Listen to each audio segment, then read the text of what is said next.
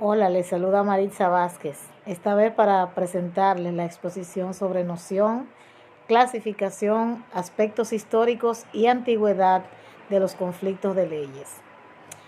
El doctor Arias Núñez hace una descripción detallada acerca de los conflictos de leyes y valida la definición que establece que los conflictos de leyes no es más que la situación que se produce a causa de las legislaciones aplicables sucesivamente en un mismo lugar o en lugares distintos, o también en un mismo lugar con referencia a grupos distintos de individuos. O sea, que los conflictos de leyes nacen o surgen de las diferencias entre las legislaciones.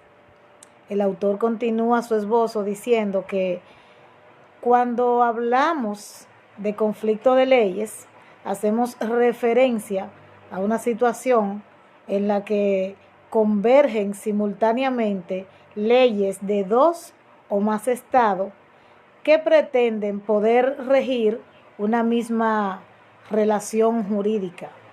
Ahora bien, ¿cuándo surgen los conflictos de leyes? Surgen cuando existen puntos de conexión que vinculan una relación jurídica determinada con las normas jurídicas de dos o más estados. Los conflictos de leyes, como materia de derecho internacional privado, suponen la extraterritorialidad, la aplicación de las leyes extranjeras y tiene como supuesto que se permita la aplicación de derecho extranjero.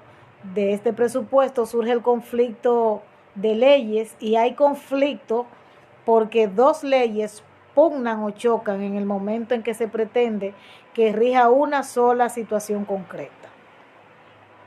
De acuerdo al referido autor, una cosa es sostener que no haya conflicto de leyes y otra cosa distinta es decir que el conflicto de leyes surge al permitirse la posibilidad de la aplicación de normas jurídicas extranjeras.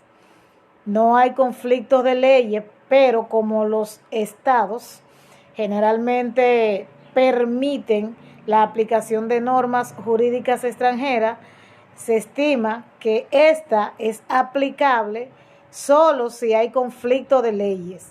Lo que no hay es conflicto de soberanía entonces, porque los estados no pretenden legislar en territorio extranjero, sino solamente que sus normas jurídicas produzcan efecto bajo la condición de que los estados de recepción les permitan la aplicabilidad a sus leyes sin menoscabos de su soberanía. Concluyendo esta parte, podemos decir que cuando se habla de conflicto de leyes, se piensa en las cuestiones relativas a la vigencia simultánea de normas jurídicas de más de un estado, que se pretende rijan una misma relación jurídica. En la parte 2, sobre la clasificación de los conflictos de las leyes, al hacer referencia a los diversos tipos de conflictos, se especifica que estos pueden ser positivos o negativos. El hecho de que cada país posea su propio sistema de derecho internacional privado, da lugar a dos clases de conflictos. Primero, uno de los países reivindica la competencia para su propia ley. En este caso, en que el conflicto es positivo, la ley de cada uno de los países, lejos de abdicar en provecho de la otra, entiende que la competencia le corresponde totalmente. Número 2. Ninguna de las dos leyes reivindica para sí la competencia del conflicto. En este caso es negativo. En el caso de conflicto negativo, la norma de conflicto de un estado considera aplicable o competente la norma jurídica de otro estado, la que a su vez juzga aplicable la de ese primer estado. En otras palabras, los dos estados rechazan aplicar su propia norma. En el aspecto histórico de los conflictos de leyes,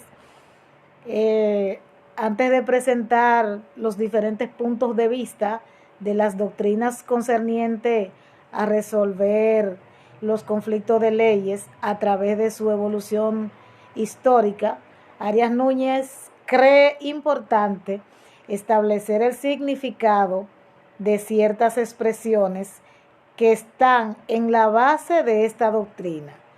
Se refiere a los principios de territorialidad y extraterritorialidad de las leyes y la personalidad y la realidad, de hecho, de las leyes. Él distingue entre territorialidad y extraterritorialidad, según él, porque las leyes son de un carácter o de otro. Dice que la ley territorial, cuando la relación jurídica en todos sus aspectos está sometida a la ley del territorio local o nacional, la territorialidad de la ley implica que no se puede aplicar más que la ley nacional, por lo que una ley es territorial cuando rige todos los hechos realizados en un determinado territorio o que interesen al mismo.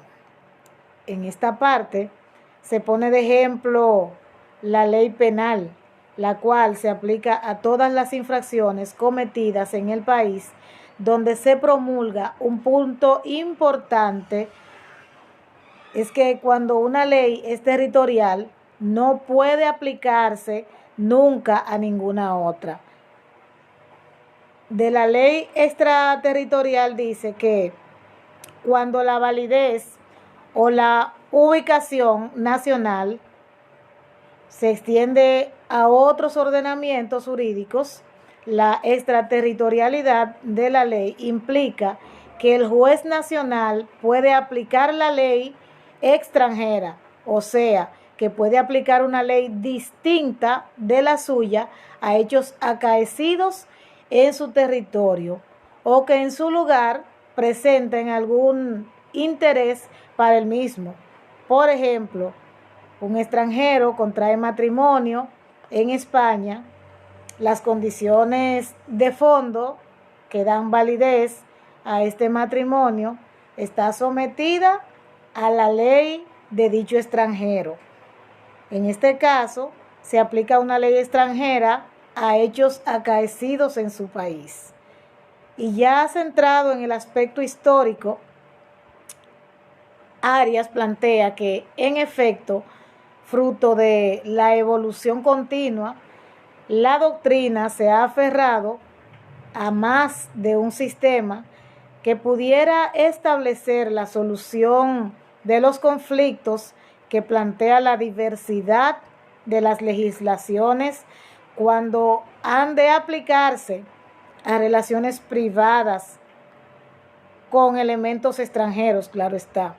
Esta opinión es compartida por notables juristas que los orígenes históricos de las teorías en materia de conflicto de leyes los ubica geográficamente en Italia y temporalmente en la Edad Media.